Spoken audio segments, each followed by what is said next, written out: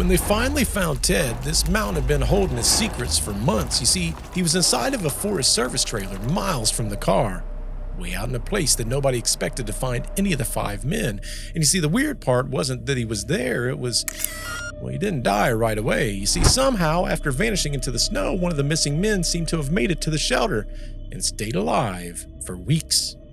Now that's the point where the case stops feeling like a simple accident, because just a few nights earlier, well, everything in their lives was pointing the complete opposite direction. It was 5 friends that drove to a college basketball game. They stopped for snacks on the way home. They had their own game the very next morning. The families was waiting on them, clothes were laid out, and they were supposed to get home, get some sleep, and get up early. But instead, their car was found abandoned on a mountain road they had no reason to be on in the first place. I mean, the car wasn't wrecked, it wasn't burned, it was just sitting there in the cold, miles off course. And over the next few months, 4 of the 5 would be found dead. The 5th, he would never be found at all. People still argue about what happened that night. Was it panic? Exposure? A wrong turn that turned deadly? Foul play? Something that was waiting for them on the road? See, every theory explains part of it, but none of them explain it all. And you see, this is the part that nobody can truly answer cleanly. Why did they go up on that mountain? Why did they leave the car? And what happened between the last stop for snacks and the silence that was waiting for him in the dark? Let's retrace the echoes, if you dare.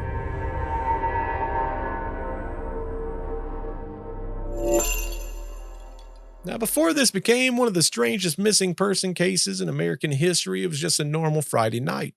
And you see, honestly, I think that's what makes this case a little bit harder. See, it didn't start with danger. It didn't start with chaos. It started the way that a lot of nights typically start. 5 men from Yuba City that drove out to watch a college basketball game at Chico State on February 24th of 1978. They weren't thrill seekers. They weren't drifters. These were just 5 friends, guys who live by routine, and more than anything, they were excited because the very next morning, they had a game of their own. And those that knew him best, they said that they had every reason to come straight home that night. And see, I think that part matters, because as cases get older, and we're talking about a case from 1978, people stop seeing those that's in the actual case as anything other than a mystery or a headline. And it's always just 5 men, body in the wood, creepy unsolved case. Well, that's not how any of this started. This started with Jack, Bill, Ted, Gary, and Jackie. 5 men with family routines, plans, and a game waiting for them the next morning. That night, they drove to Chico, watched the game, and on the way back, they stopped by Bear's Market. Candy bars, soda, milk, snack cakes, nothing dramatic. Nothing that would have made anybody stop and think twice. Just the last confirmed moment where everything still felt normal. Now, there's no confirmed fight, no known threat, no phone call that pulled them anywhere else, no witnesses saying that they looked scared. And as far as anybody could tell, it was just 5 friends heading home. And then somehow, instead of going back towards Yuba City, they ended up in the mountains. And you see, once that happens, this case, it becomes something else entirely. Now, for a little while, the night looked exactly like it was supposed to. The game was over. They were heading home. They stopped by Bear's to grab some snacks, the kind of late night that nobody really thinks about twice if the night had ended the way that it was supposed to. The clerk didn't report any panic. Nobody said that they looked scared. Nobody said they looked lost or as though they were in a hurry. And the problem is that's the last clean point in this entire timeline. You see, after that, something goes wrong. Yuba City was south. Their home, it was also south. Their families was expecting them back. Their own game was the very next morning, but sometime after leaving the store, for reasons that no one would ever be able to pin down, the group went the wrong way. Not just a little wrong, We're talking way wrong. Instead of getting closer to home, they ended up high on a mountain along Oroville-Quincy Road. This dark, isolated road that had nothing to do with where they were supposed to be going. And then came the car. Now, a few days later, Jack's Mercury Montica would be found abandoned near the snow line. And at first glance, you have to say to yourself, well, that's got to be it. That sounds simple enough. The car got stuck, the men panic, then try to walk out. Case open, case closed, except, see the details, it won't let it be that easy. See, the car wasn't wrecked. It wasn't smashed in a ravine. It wasn't buried beyond recovery. In fact, investigators believe it probably could have been moved. It still had gas in it. The engine started when the police hot-wired it. The map was still inside. So now the question changes because, see, now we're not asking, how did they get lost on this mountain? Now we're asking, what could make 5 men walk away from the one thing on this road that still gave them some form of a protection? Maybe it really was just a tragic chain reaction, just bad thoughts, one after another, just one wrong turn, then another, then panic, then the kind of decisions that they only look bad when you're standing safely on the outside looking back in. Or maybe something happened on that road, something that made staying with the car feel worse than leaving it. Now, as if the abandoned car wasn't strange enough, there may have been someone else that was on the road that night, a man named Joseph. He later told investigators he had been driving up Oroville-Quincy Road when he suffered a heart attack in his own vehicle. Now, he was stranded up there in the dark, in pain, and according to him, at some point, he had saw some lights that was behind him. Now, in some versions of the story, the light may have been coming from more than one vehicle, maybe even a pickup truck. And at one point, he believed he saw a group of people in the distance, one of them being a woman that was carrying a baby. Now, obviously, none of this fits cleanly in what we know about the 5 men. I mean, there was no woman with them. And obviously, there was no baby with him. And that's exactly what makes the story so interesting and somewhat hard to believe. Because you see, he was in bad shape. He was in severe pain. He was exhausted. He was drifting in and out of consciousness. And later, even he admitted that he couldn't be completely sure that everything that he thought he had saw and everything he thought he had heard that evening was true. I mean, some of it may have been hallucinations, but the reason his story still matters is because of, well, where it lands in our story. It was during the missing hours, somewhere between the stop at the market and the abandoned car in the mountains. Something really did happen, something that we still don't know what it is. So when a witness comes out and says that there may have been lights, there may have been other people, maybe there was another presence that was on the road, the whole thing, it kind of gets bigger and it gets bigger faster. Maybe the 5 wasn't alone. Maybe there was another vehicle that was involved. Maybe someone led him up there, or maybe it was just a man in agony, half conscious in the freezing dark, who saw bits of lights and movements, and he tried to make sense of them. Now, clearly, he didn't solve the case. He, if anything, just, well, he makes the strangest stretch of time even harder to explain. Now, for months, the mountain kept their story and it kept it unfinished. The searchers, they finally found the car, they found the road, they even found the route that they may have traveled, but what they didn't find was the 5 men in a way that would explain at all what had happened. When the snow finally gave way, the case had started to change. On June 4th of 1978, motorcyclists came across a Forest Service trailer, and get this part, nearly 20 miles away from where they found the car. Let that sink in for just a second. They found it 20 miles away from the car. Inside, they found Ted. Now, Ted, he wasn't outside in the snow. He wasn't somewhere collapsed on the trail. He was inside the trailer in a shelter. He was laying on a bed wrapped in blankets. You see, that's the moment that this case, it stops feeling like some type of a simple tragedy that happened in the woods, because, see, Ted, he didn't seem to die right away. In fact, investigators believe that he probably lived and survived on for weeks, perhaps even longer. And you see, the way they know that is he had lost a pretty sizable amount of weight. His beard had grown pretty long, and his feet, of all the things that had happened, it seemed like that was the thing that took the biggest toll. You see, they did look like they had been frostbitten pretty badly. But regardless, this wasn't someone that disappeared into the cold and died that same night. He made it somewhere. He lasted. Then he died there, and somehow the trailer, it makes this case even harder to explain, not easier, because you see, inside that trailer and even surrounding nearby was all the things that he needed. I mean, he had things to survive, like supplies, there was food that was there was matches. But the key resources, they were never fully used, and that's a detail that people keep coming back to. See, Ted appeared to have made it to the shelter and still died in a place that gave him at least some chance of survival. That's when this whole entire thing gets strange. Ted's shoes, they were missing, but inside the trailer, they found Gary's shoes. Now that leads the investigators to believe that, well, Gary, he must have made it inside the trailer too. On the table that was near Ted's body was a gold watch with a missing crystal.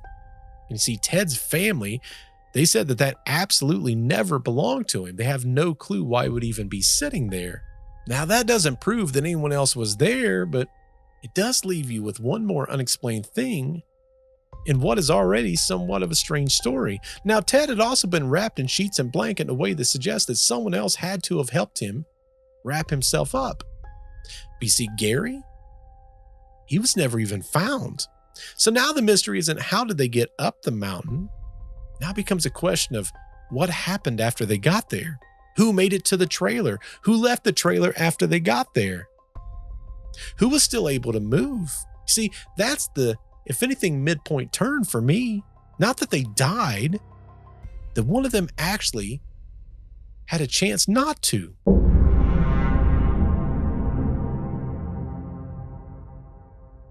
Now, once the trailer was found, well, the case, it didn't get any clearer. If anything, the case, it got a little bit worse because, see, Ted was not the only one that they found up there. As searchers moved through the entire area, they finally found the remains of Jack and Bill, and they were standing near the road in the general search area. Now, Jackie, his remains were found separately later after some of his personal items had been recovered. And the picture that started forming was not that the five men stayed together and died in one place. If anything, it was quite the opposite. It looked like the group had broken apart across the mountain. There was one that was in a trailer, others that was scattered across in the distance, and one, Gary, who was still missing completely. You see, that changes the whole shape of the mystery because now we're not just asking what happened that night. Now we're asking what happened after. Did they all leave the car together? Did they stay together for very long? Did one of them push ahead looking for help? Did somebody turn back? Now, Jack and Bill being found near the road suggests that not everyone made it as far as the others in this case. Jackie's final movement was harder to map out cleanly. Ted dying inside the trailer tells us that, if anything, he reached the shelter, and by the fact that Gary's shoes was inside tells us that he probably did also. But if he did make it to the trailer, why did he leave? I mean, did he go out to try to look for some help? Did he die somewhere where they would never be able to find his body, or was something else hanging out there that the evidence only gives in little bits and pieces? See, I believe that's why this story keeps existing, why people keeps telling this story, because the evidence, it never really gives you a clean ending. It gives you separation, delay, movement after the first disaster, one man that survives in a shelter, another man that vanishes completely. And you see, no version of this story really ties all of it together cleanly. Now, this is where a case kind of splits off into two separate stories. And weirdly enough, both of them make sense. Well, until they don't. Let's start with the road. If you're looking at this from a skeptical point of view, this whole entire nightmare, it may have started off with something painfully simple. We're talking about a wrong turn, a bad assumption. Maybe they followed a set of tracks in the snow. Maybe they thought that the road that they were on going up that mountain might have eventually connected with some place that they're familiar with. And you see, in their minds, once they commit to this, well, every single mile, it makes things worse. But then you have people on the other side that says, oh, whoa, hold on. This wasn't some simple mistake. This wasn't just one missed exit. This wasn't one casual detour. They kept going deeper and deeper into a route that made less and less sense. I mean, family said that this was completely out of character, especially for Jack. Jack was known as the strongest driver in the group. So from that angle, the road doesn't feel like a mistake at all. It feels like pressure. Then there's the car. Now, the skeptical argument is much the same as it was before. It was all based on fear. The darkness explains it. The cold explains it. If they thought the car was stuck, or they thought maybe there was help that was nearby, then maybe walking away felt like the best move to make in that moment. But you see, again, those on the other side, they argue, well, wait a second. The car still had fuel. It wasn't wrecked. When they was able to find it, they was able to jumpstart the car. There was maps that was inside. And if all of that is true, then walking away, especially into the freezing mountain road, well, it gets a lot harder to just kind of brush off as simple panic. Then we get to the trailer. And honestly, this is probably where the skeptical point of view is both the strongest and the weakest at the same exact time. It's the strongest because, let's be honest, the cold, it does destroy all judgment, right? Exposure doesn't just wear your body down, it also wears down your problem-solving skills, your thinking. In cases like that, people can miss shelters, they can miss supplies, they can make choices that you sit there and you go, why would they ever do that? That doesn't make any kind of sense. But it's also the weakest because Ted didn't die outside in the snow. He appeared to make it to the shelter. He seemed to survive for weeks. There was food there. There was heat that was there. Matches were found. Gary's shoes were there. An unexplained watch was there. And Ted, he still died. Then there's Gary. The simplest explanation is that he was the last one that was still moving. The one that the mountain never gave back. But Gary's also the piece that keeps the whole case from kind of settling down. He had a history of surviving on foot for very long distances. Maybe he made it to the trailer, maybe he left. And later on, the case, it was still being talked about by law enforcement in a way that kind of left foul play on the table. So the deeper you get into the story, the harder it is to fully land on either side of the argument, because the skeptical version explains a lot, but the other version explains why so many people still walk away from the case feeling like, well, like something's missing. And that's really why people still argue about it. Both sides make sense. And both sides, they start falling apart when you lean on them a little bit too hard. You know, whenever you have holes in a story, that's typically when the fringe theories, they kind of start weaving their way into the story. The least extreme version of that in this case would be maybe the 5 men weren't lost at all.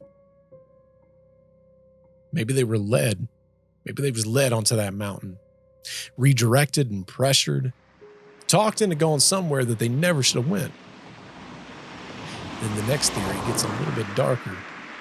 Maybe there was another vehicle involved. The story we told from Joseph, maybe that wasn't just a man that was hallucinating. Maybe that was truly lights that was on that mountain. Maybe someone else was there pushing them in a direction. And then we get the version that really starts bothering people. Maybe the real events didn't happen before the car was abandoned. Maybe it happened after. Maybe whatever pushed them into the mountains was only the beginning, and whatever happened in and around that trailer was something more than 5 men desperately trying to survive.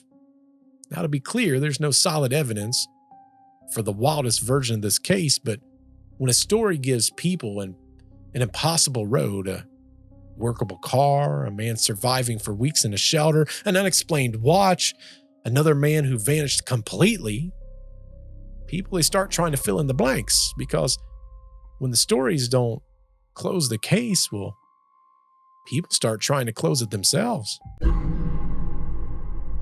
Let's be honest. Maybe it really was a wrong turn. Maybe it was panic, the cold, exhaustion. Maybe just one bad decision stacking on top of another, on top of another, on top of another. I mean, that happens. People don't always think clearly in the dark, in the snow, under stress, with miles of mountain around them and ways they don't even know how to get out of. And to be fair, that explanation is not ridiculous. In a lot of ways, it's the strongest one. But you see, this case, it keeps coming back up. Because with all the best explanations, there's still something missing. We can never explain the road or the car, and we definitely can't explain the trailer because that's the part that people keep coming back to. Not that just 5 people vanished, not that 4 people was found dead. It's the fact that one of them appears to have made it to a shelter, survived for weeks, and still died there, while the story around him never really came together. And somewhere beyond that, Gary was never found at all. And that's why this case still gets under people's skin. So now it really comes down to you. Was this a brutal chain of human mistakes in terrible conditions? Or did something happen on that road that the official story never really captured? And if there's one detail in this case that sticks out more than the others, I want to hear what it is from you. If you've been following these kinds of cases with me, please be sure to subscribe and stick around for the next one. And if you want these stories, definitely hit me up and tell me what stories you want to hear the most. Look me up on any place that is Retraced Echoes. You can find me on Twitter, Instagram, you name it. And let's continue these stories together, because some stories, they never end. And some of them, they just stop talking.